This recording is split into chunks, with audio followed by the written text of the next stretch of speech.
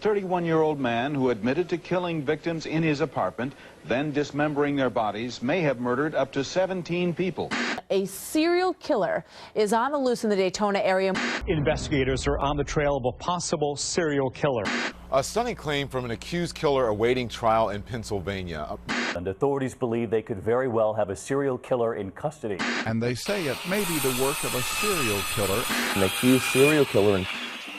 Welcome back to another exciting episode of 5 Minutes of Murder, the show where I, your host, Danny Longlegs, shed some light on some today's real-life monsters.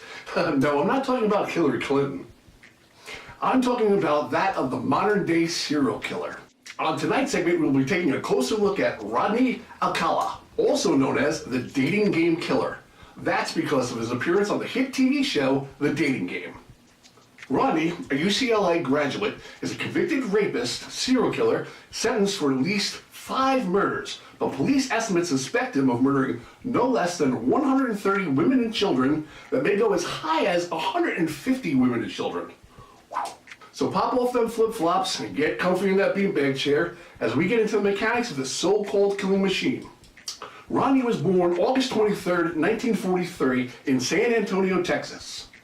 Soon after, his father moved to the family to Mexico, and then he abandoned them until his mother could move them back to the States. This time, however, she chose the suburban Los Angeles as their new home. At the young age of 17, in 1960, Rodney enlisted in the U.S. Army, where he served as a clerk until 1964, where he suffered what was described as a nervous breakdown, as he was diagnosed at that time with antisocial personality disorder by a military psychiatrist, and he was discharged on medical grounds. Then just 4 short years later, Rodney's madness was beginning to happen.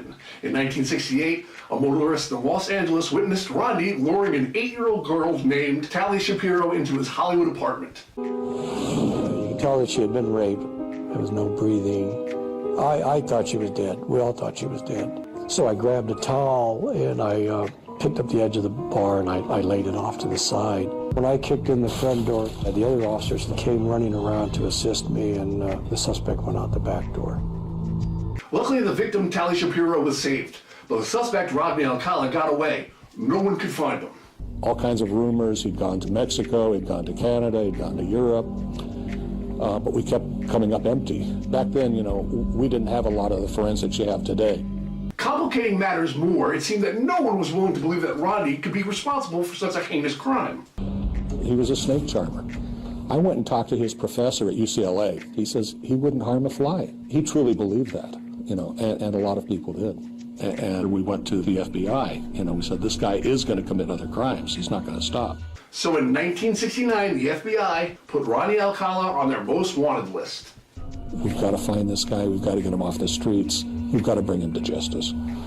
It took almost 2 years later, but law enforcement finally got the break they were looking for. 2 girls went to their local post office, and they looked, and there was Rodney Alcala's photo on the FBI 10 Most Wanted list, and they looked up and said, oh my gosh, that's Mr. Berger. The girls recognized the photo of Rodney, but under his alias, John Berger, who was their counselor at a summer camp for all girls, somewhere in the middle of the woods of New Hampshire. They report it to the dean. He calls the authorities. They arrest him, take him into custody.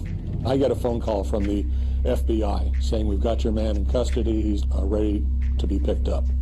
It took 3 years in total, but they had their man. But somehow they were wondering how he was able to elude law enforcement for so long. Rodney Alcala, after raping and almost killing Tali Shapiro, he fled to New York. He made friends, he charmed people, he got into NYU film school, and he was living the life, kind of the bohemian lifestyle of a film student in the early 70s. It was now August 1971 and Rodney was finally in police custody. It was time for them to start questioning him. Boy, that would open up a whole other can of worms shortly. I asked him, so tell me about the Tali Shapiro incident. And basically he says, I want to forget all about that. I don't want to talk about things that Rod Alcala did, as if it was a different person. Unfortunately, at that time, law enforcement was then notified by Tali Shapiro's parents that they moved the entire family to Mexico and that the family was not interested in coming back whatsoever. I found out that they had moved to Mexico, that they did not want to raise their daughter in the society any longer. And that was the last I heard of them. Now, with no victim, the prosecutors were forced to enter into a plea agreement with Rodney. Part of the problem with the prosecution back then is that Tali Shapiro's family had relocated down to Mexico, so I think that created some logistical problems for the DA back then. But he ultimately was convicted of child molest. He received 1 year to life back in the old indeterminate sentencing laws. 1 year to life, and the parole board let him go after 34 months after what he did to Tali Shapiro. The emphasis was on rehabilitation back then, and he was able to charm the psychiatrist just like he charmed his victims. I mean, this guy should have never been released based on the crime itself. And with that, 3 years later, Rodney Alcala was now free. A man who could go back into the swing of things wherever he wanted to go. And with that, he landed a job with the Los Angeles Times. And then on September 13th, 1978, he became a guest on the dating game TV show. Big famous show at the time. Well, let's see. Bachelor number one is a successful photographer who got his start when his father found him in the dark room at the age of 13, fully developed. Between takes, he might find him skydiving or motorcycling. Please welcome Rodney Alcala. Rod, welcome. And we're going to start by having them say hello to you and see how they sound. Number one, would you say hello to Cheryl, please? We're going to have a great time together, Cheryl. Okay. I mean, come on, who wouldn't want to win a dream date with a registered sex offender or a child rapist? It was strange that the producers never did any background screening of any of the contestants. But even stranger, however, was how the outcome of this game show would go. Reached the moment of truth, as we call it. You heard from the bachelors. You got some great dramatic presentations, some good answers. But now, I'm going to ask you a question. Will that date be bachelor number one, bachelor number two, or bachelor number three? Who gets the dates? Well, I like bananas, so I'll take one. Number one, bachelor number one. All right. This is your date, and I want to tell you something about him, Cheryl. He's a skydiver, so he's got a lot of nerve. He's into motorcycling. He's also a fine photographer. Say hello to Rodney Alcala. Rodney, come on and say hello. Congratulations, Rod. You did it with the one answer. And by this time, he had already killed 2 other women before sweeping lovely old Cheryl Bradshaw off her feet. Georgia Wickstate, 27-year-old nurse from California, whose bruised body was found on the floor of her apartment December 16th, 1977. She was naked, and she'd been sexually abused before she was tortured, bludgeoned, and strangled to death. The other victim was Jill Barcombe, an 18-year-old girl from Oneida, New York, who was killed sometime around 1977.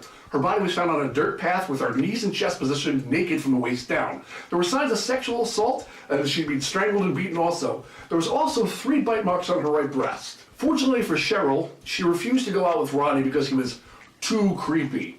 Now, had she went out with him on that date, experts speculate that she would definitely have become one of Rodney's next victims. Then between 1978 and 1979, Rodney Alcala would go and rape and kill at least 3 more times. The most horrific of which was that of a 12-year-old girl by the name of Robin Samso from Huntington Beach, California, who disappeared somewhere between her beach party or her beach hanging out and her ballet class on June 20th, 1979. Her decomposing body was found days later in Los Angeles foothills, 40 miles away from where she was last seen. I said, let's go see her. He said, we can't do that. I said, that's my baby. Of course I can see her. Why not? He said, because it took us 3 days to identify her. I said, what's wrong with you people? How many little girls with long blonde hair disappeared that it took you 3 days? He shook my shoulders, and the tears were coming down his face too. He says, there was no hair. But the discovery of Robin Samso's body would soon lead to many clues, including that of an eyewitness from Robin's best friend, Bridget Wivlett. We just lived to have fun. Everybody could be complaining about being bored, and me and Robin would find ourselves doing cartwheels and back walkovers. And she arrived at my house at about, gosh, I want to say 11. How much fun can we have during that time? And then I had a great idea. Let's go down to the beach and have a cartwheel competition. I could definitely see a gentleman with dark hair. I mean, he honed in on us like, really like a shark in the water honing in on a seal. And he goes, can I take you girls' pictures? I'm, in a photography class or for a photo contest. And Robin goes, sure.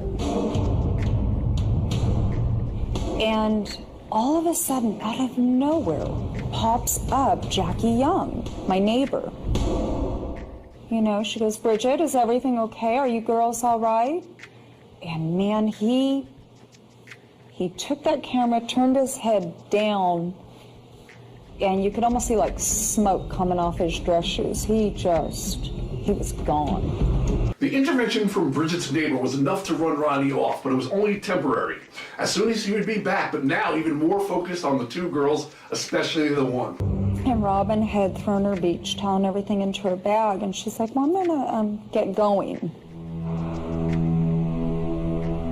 And I go, well, take my bike. Take my bike. It's right downstairs. Take my bike and don't stop. And that was that. That was the last time anyone saw Robin alive. When law enforcement finally connected Robin to Bridget, she told them all about the stranger they met that day. I go, it was the man, that man that took our picture.